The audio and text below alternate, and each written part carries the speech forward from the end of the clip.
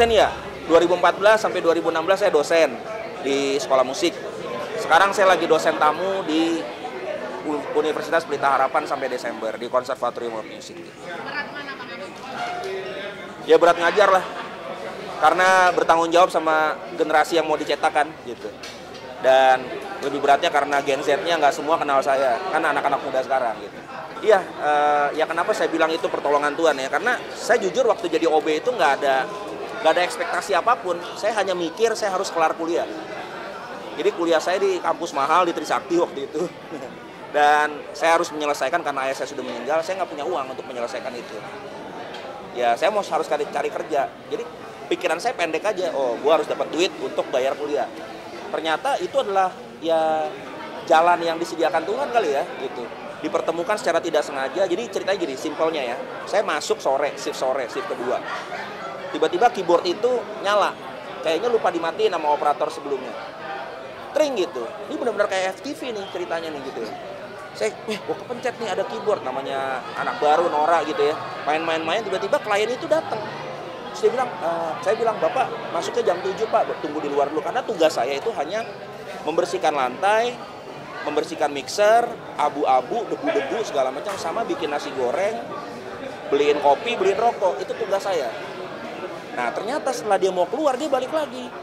Kamu bisa main keyboard ya ternyata. Kamu ini siapa? Ya saya OB Pak gitu. Tapi kamu bisa main piano? Akhirnya ngobrol-ngobrol. Dia suruh saya mainin lagunya Richard Marx lah, disuruh main lagunya Air Supply waktu itu. Ya saya mainin aja. Tiba-tiba dia bilang, kebetulan operatornya datang, dia bilang, Badai besok jangan lagi jadi OB. Kenapa Pak? Harus mengaransemen lagu-lagu saya. Ya udah, sesimpel itu. Nah itu yang saya nggak pernah menyangka, seperti mimpi lah ya. Artinya saya nggak pernah menyangka bahwa seorang office boy di studio rekaman ya, tiba-tiba diberikan Tuhan kesempatan untuk bertemu dengan seorang bapak-bapak yang merupakan klien rekaman pada saat itu, dan dia langsung melihat bahwa bakat saya memang ada di musik, dan saya diberikan kesempatan untuk mengaransemen album-albumnya dia gitu. Dan semenjak itu terbukalah rezeki itu. Pongki Barata telepon saya minta untuk Leoni, kemudian saya ketemu dengan teman-teman Krispati, dan akhirnya setelah Krispati 2-3 album keluar, saya diberikan kesempatan untuk pertama kali bikin untuk Rosa di 2009. Berlanjut terus Agnes, Terry, Judika, Cakrakan, Regina, Ryan, Anmes, sampai saya sekarang sedang bekerja sama dengan Entertainment Malaysia juga untuk memproduksi artis mereka. Ya saya nggak menyangka aja bisa sampai ke posisi ini. Karena pencipta lagu muda juga banyak yang lebih bagus dari saya, tapi puji Tuhan untuk lagu cinta saya masih dicari. Nah itu anugerah yang luar biasa buat saya. Mau ngelamar jadi operator nggak ada pekerjaannya, adanya apa? OB, ya udah ambillah. Daripada nggak bisa bayar kuliah kan gitu. Ya bakat alami sih, dari TK udah bisa main, lihat kebunku kata nyokap. Kelas 3 SD diselesin piano, SMP berhenti karena bosan. Udah terus berlanjut terus. Oh ya saya ya pertama kali ketemu dengan teman-teman Krispati kan 2003 ya. Saya bikin band itu, dan akhirnya selama 13 tahun saya itu sekolah saya lah di Krispati itu ya, sekolah karir saya di musik. Dan ya masa-masa berat 2010, 2011, dan akhirnya saya terus sampai 2016. Saya pikir perjalanan saya udah cukup ya selama 13 tahun bersama-sama, dan akhirnya saya mulai menata karir sendiri dari 2016 sampai hari ini. Ya puji Tuhan rezeki datang dengan sendirinya, ada aja pekerjaan saya sampai hari ini masih bisa bikin album. Ya saya bangga lah melihat pencapaian ini. Kalau reunian mah kita udah dari 2014 Mas. Dari 2014 kita udah reunian, sering banget reunian. Makanya 2021 saya menarik diri dari reunian, udahlah gitu kan, maksudnya kalau namanya reuni itu, coba kalau Mas Mbak selesai SMA nih, baru hari ini selesai SMA, maksudnya besok udah reuni gitu. Terlalu sering lah, terlalu sering. Jadi menurut saya nggak istimewa. Saya pengen reuni itu ditata dengan baik, ditata dengan apa namanya, bukan hanya reuni untuk hanya sekedar memuaskan pendengar saja gitu. Makanya saya menarik diri tahun 2021, tapi kemarin ternyata IO-nya nggak mau kalau nggak ada saya di Bandung itu, dan ya udah akhirnya saya ikutan. Tapi reuni-reuni yang anak-anak bermain sama Semi, ya mereka jalan aja. Iya, saya yang tadi saya udah bilang bahwa 23 tahun ini tuh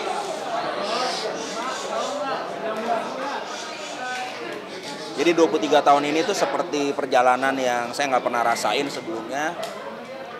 tiba-tiba udah sampai aja di tempat ini di tahun ini gitu ya, dengan semua naik turunnya karir, perjalanan panjang.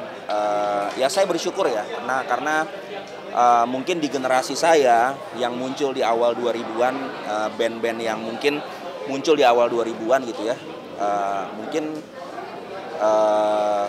ya banyak yang mungkin belum sampai ke sini gitu. Tapi saya diberikan kesempatan oleh pendengar musik Indonesia bisa sampai ke tempat ini di tahun ini, apalagi bisa memberikan album fisik ya yang dijual di KFC Indonesia dengan lagu-lagu yang sudah dipilih. Tentunya tidak bisa masuk semua karena ini kuotanya cuma 12 lagu. Mudah-mudahan ada part 2-nya lagi karena lagunya masih banyak juga yang belum masuk ke dalamnya. Jadi saya memaknainya ya nggak ada kata lain selain bersyukur banget gitu. Masih dipercaya, masih dicari orang, masih diberikan kesempatan untuk berkarya terus sampai di usia ini. Pertama saya mengkurasi dulu lagu-lagu apa yang mau masuk album ini. Karena saya nggak mau semuanya lagu-lagu yang saya cetak di Krispati. Karena saya juga mencetak lagu-lagu yang buat penyanyi-penyanyi Indonesia yang lain. Makanya formasinya 60-40 lah. 60 lagu-lagu saya waktu saya masih di Krispati. 40%-nya diambil dari sebagian lagu-lagu saya buat penyanyi Indonesia lain.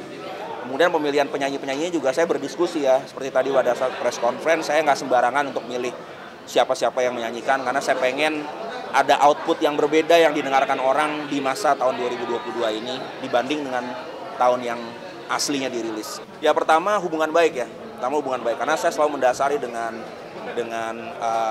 good relationship gitu ya. Yang pertama, yang kedua saya benar-benar mengkurasi ya. Pertama dari suara. Yang kedua dari dia benar-benar suka nggak sama lagu-lagu saya gitu kan. Karena percuma memberikan kepada penyanyi yang sebenarnya nggak suka-suka banget sama lagu saya gitu kan. Itu percuma lah buat saya. Jadi saya nggak mau bekerja hanya untuk uang saja. Tapi ya, penyanyi itu harus benar-benar suka dengan karya saya. Yang ketiga, secara konsep harus berbeda dengan penyanyi asli. Makanya ada beberapa lagu-lagu yang dulu dibawain cowok, saya ganti menjadi penyanyi cewek. Gitu. Ya soal suka atau nggak suka itu masalah selera. Karena saya pikir sampai di tahap ini itu merupakan satu keajaiban buat saya. Ya karena ini kan tribute, ya kan. Saya ini kan penyanyi asli, jadi kalau namanya tribute ya penyanyi asli tidak boleh ada, karena konsepnya udah berbeda. Gitu. Mungkin ada sekitar 5-6 single ya. Ini yang pertama saya berdua sama El Matu, bawain lagi karya saya buat Mita. Gitu. Ujiannya beradaptasi aja dengan lingkungan baru ya, dengan generasi sekarang, dengan Gen Z. Mungkin Gen Z sekarang juga nggak banyak yang tahu saya, tapi mungkin mereka ditularkan oleh orang tuanya gitu. Jadi waktu mendengarkan zaman saya ngeband dulu, orang tuanya belum nikah, ketika sekarang udah jadi papa mama, mereka menularkan itu. Dan itu fakta, sudah banyak terjadi pada saat saya manggung. Ternyata Gen Z menonton dan mereka, saya tanya, siapa yang menularkan lagu ini? Oh, papa mama saya gitu. Jadi adaptasi aja. Itu yang saya selalu lakukan, beradaptasi dengan pemikiran, dengan teknologi, dengan cara promosi, media sosial, digital, itu aja tantangannya. Kalau buat lagu, buat musik, bagi saya nggak ada perbedaan sih semenjak saya dulu pertama kali berkarir sampai sekarang sih happy aja kalau bikin musik. Ya kalau stuck secara inspirasi pernah, tapi saya orangnya nggak pernah maksa kalau lagi stuck harus bikin lagu gitu. Itulah kenapa saya bilang saya kerja bukan untuk uang gitu. Jadi nggak selamanya kerja itu untuk uang. Jadi kalau nggak bisa mencetak lagu bagus ya udah, nggak usah maksain diri. Nanti momennya akan datang lagi dan tiba-tiba ada lagu bagus lagi. Contohnya ya, waktu saya mengundurkan diri dari Krispati 2016, saya pikir karir saya akan berhenti. Tetapi ternyata Tuhan mengirimkan lagu Melamarmu di tahun 2017 melalui Badai Romantic Project. Itu second chance buat saya gitu. Nah akhirnya ternyata lagu itu diminati sama Gen Z sekarang gitu.